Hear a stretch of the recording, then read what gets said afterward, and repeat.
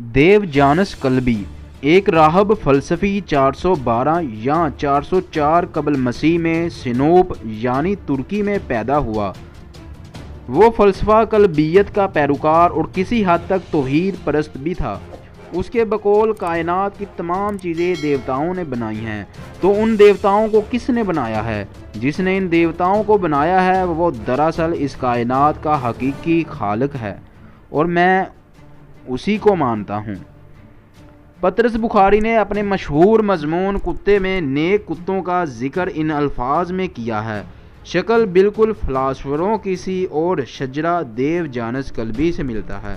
تاریخ انسانی کے اس دلچسپ کردار کی زندگی سے چند واقعات یہاں پیش کیے جا رہے ہیں۔ ایک بار دیوجانس کلبی ایجنا جزیرے کی طرف سفر کے دوران بدنام زمانہ قزاق سکرپالوس اور اس کے ساتھیوں کے قبضے میں آ گیا، جو دیوجانس کو غلام بنا کر اپنے جہاز پر قید کر لیتے ہیں۔ وہاں کئی اور افراد بھی قید ہوتے ہیں جن پر بدترین تشدد کیا جاتا ہے اور زنجیروں میں جکڑ کر رکھا جاتا ہے۔ قیدیوں کو بھوکا رکھا جاتا ہے اور صرف اتنا کھانا دیا جاتا ہے کہ وہ بھوک سے مر نہ جائیں۔ ایک قزاق نے اس سے کوئی بات کی تو دیوجانس نے اس سے سوال کیا کہ کیسی عجیب بات ہے کہ اگر کوئی شخص بھیڑ یا سور بیچنا چاہتا ہو تو وہ انہیں خوب کھلاتا پلاتا ہے تاکہ ان کا وزن بڑھ جائے، اور تم جو جانوروں میں سب سے اعلیٰ یعنی انسان بیچتے ہو انہیں بھوکا رکھتے ہو تاکہ وہ ڈھانچہ بن جائیں اور کسی کام کے نہ رہیں۔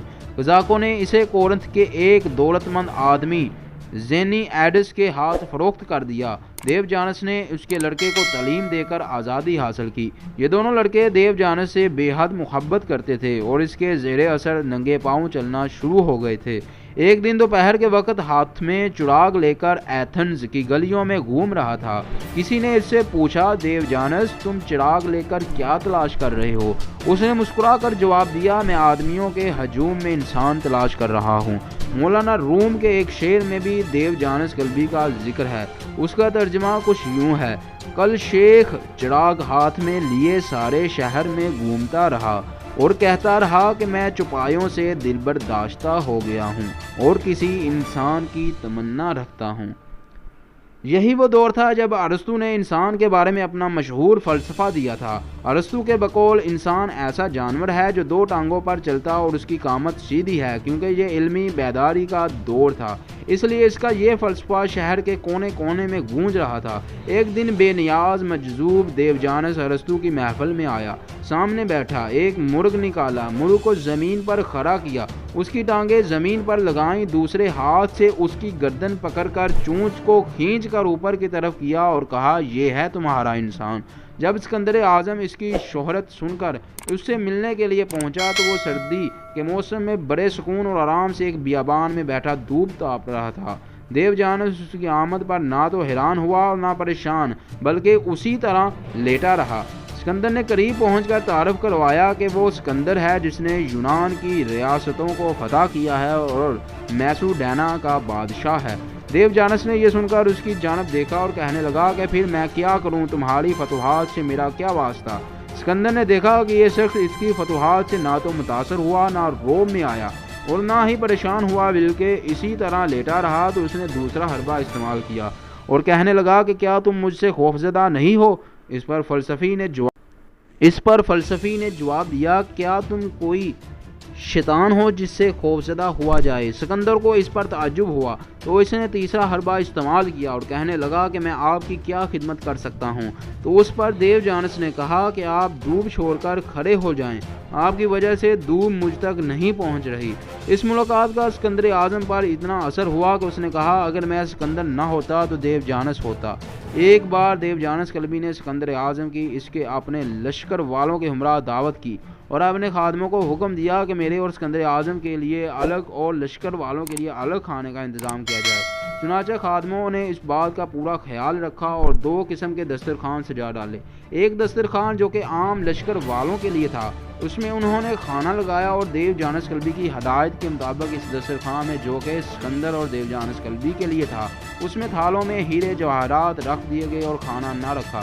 دعوت کا وقت آیا اور اسکندر اعظم اپنے لشکر کے ساتھ آیا اور لشکر والے اپنے لیے مقررہ دسترخوان پر بیٹھ گئے اور اسکندر اعظم دیوجانس کلبی اپنے لیے سجائے گئے دسترخوان پر सिकंदर आज़म ने कपड़ा हटाया तो इन थालों में हीरे जवाहरात थे। सिकंदर आज़म पीछे होकर बैठ गया और खाने का इंतज़ार करने लगा। इंतज़ार जब ज़्यादा ही तवील हो गया तो उसने देवजानस से पूछा कि कब आएगा खाना। देवजानस बोला, खाना तो आपके सामने पड़ा है, आम लोगों के लिए आम खाना है और आपकी शायान शान हीरे जवाहरात हैं, वही हाजिर हैं, आप शुरू कीजिए। देवजानस के इस जवाब पर सिकंदर आज़म बोला कि हीरे जवाहरात कोई खाने की चीज़ तो नहीं होते।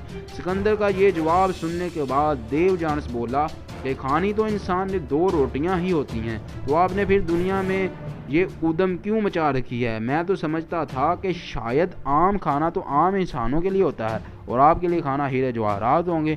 इन अल्फाज ने सिकंदर आज़म की आंखें खोली और इसको मरते वक्त कहना पड़ा कि मेरे दोनों हाथों को मेरे कफन से बाहर रखना, ताकि गाफिल लोगों को पता चल सके कि आज बड़ी दुनिया से सिकंदर भी खाली हाथ जा रहा है। देवजानस कल्बी आखिरी उम्र में तवक्कल और कनाअत की इंतहाई सीढ़ी पर चढ़ गया। इसके पास मिट्टी का एक प्याला होता था, वो इससे पानी पीता था और इस प्याले से प्लेट का काम भी लेता था। एक दिन पानी पीने के लिए नदी पर गया, वहाँ उसने एक जानवर देखा। जानवर टहलता हुआ जंगल से निकला, नदी के किनारे पहुँचा, पानी पर झुका, पानी पिया और टहलता हुआ जंगल में वापस चला गया। देवजानस ने सीने पर हाथ मारकर कहा, तुम पर तुफ हो, एक जानवर भी तवक्कल में तुमसे कितना आगे है, तुम अभी तक प्याले की मोहताजी से आज़ाद नहीं हो सके। उसने उसी वक्त प्याला पत्थर में मारा और किरचियाँ उठाकर नदी में फेंक दी और इसके बाद हमेशा हमेशा के लिए प्याले की मोहताजी से भी आज़ाद हो गया। इंतकाल से कबल उससे पूछा गया कि उसे किस तरह दफनाया जाए। उस पर देवजानस जवाब देता है कि सर के बल। जब उससे वजह पूछी गई तो उसने जवाब दिया, कुछ वक्त गुजरते ही नीचे की चीज़ें ऊपर आ जाती हैं।